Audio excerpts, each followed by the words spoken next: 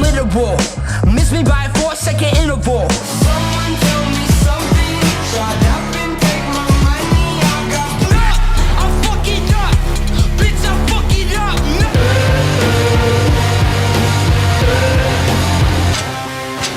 Fucking up your life, was it enough for you? No way. Hi, Oliver. My name is Shimoon. Nice to meet you. How hot is it where you are? I don't know. I just woke up, so I haven't gone outside or anything, but it's LA, so it's always sunny. So do you sleep in that jacket? Yes. I have many jackets. A lot of people don't know this, but I have at least 40 of these things. 47, I believe, was last count. I don't know if we had one that was damaged, so 45, 46, but basically I wear this 24/7. I actually will shower with this thing on. Isn't it waterproof? Of course, yeah. Waterproof, fire retain. It has a fire repellent spray on it, so it's pretty. You're pretty dirty underneath it because the water can't reach you. No, I still will clean off underneath. I use baby wipes and wet wipes, and I put that inside, and I can actually clean all the cracks and crevices. What happened to your arm? I don't know if you saw, but I rode the world's biggest scooter on the day of the album release, and I had a hairline fracture in the radius bone, and also in my leg, I fractured there's multiple hairline fractures in the ankle. But I survived it. I don't know if you saw, but I broke the world record, broke the Guinness World Record, so it's a pretty big deal. I actually looked it up. It says that you broke the record. I didn't believe it, but I mean, they wouldn't lie, would they? No, they wouldn't. And they're a very serious company, and you do not want to mess with Guinness. So I just want to say thank you to the people at Guinness. Thanks for recognizing my contributions to the sport of scootering.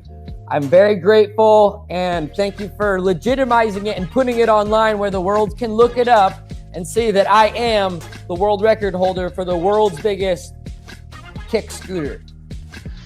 I mean, the scooter was pretty big, but if someone would build a bigger scooter and ride it and break your record, would you try to outdo this person? Oh, in a New York minute, man. I've been trying to build a bigger version of the scooter to beat my own record out, and we're actually looking for investors.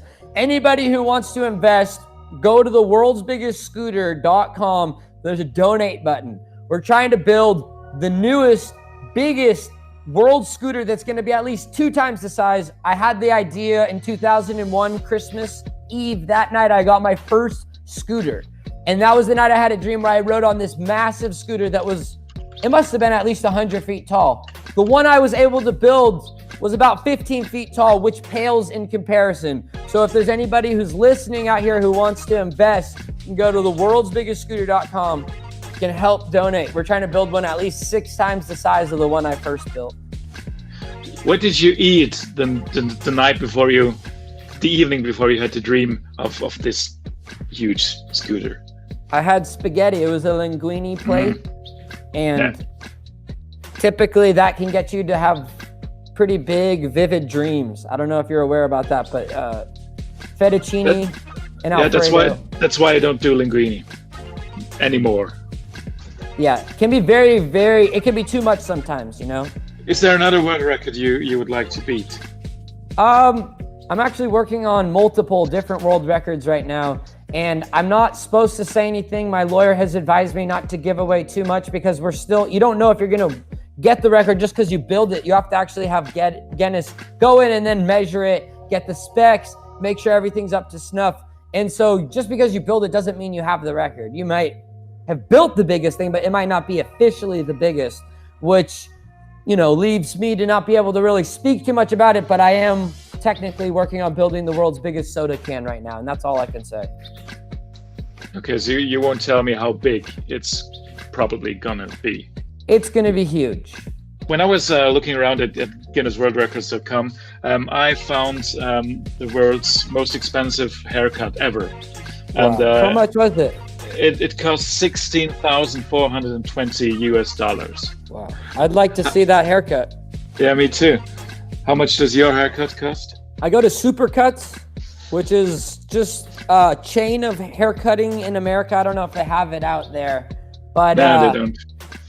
Basically, $20 is how much the haircut costs, and I always try to give $5 to $10 depending on how good they cut it as a tip. So it's about $25, $30. And how often do you go to the hairdresser?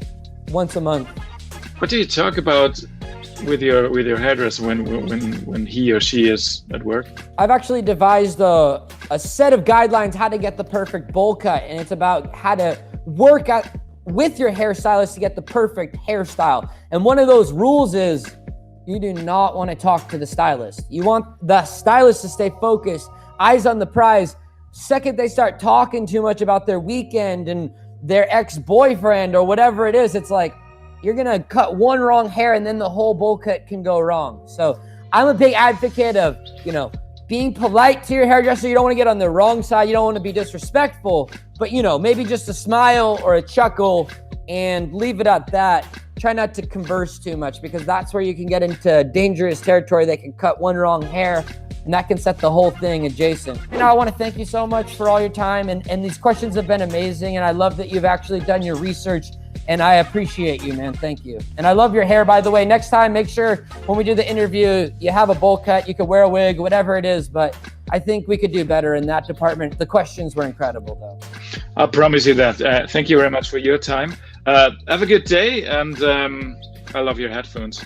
Oh, thank you, sir. And I love your headphones as well. Have a great day.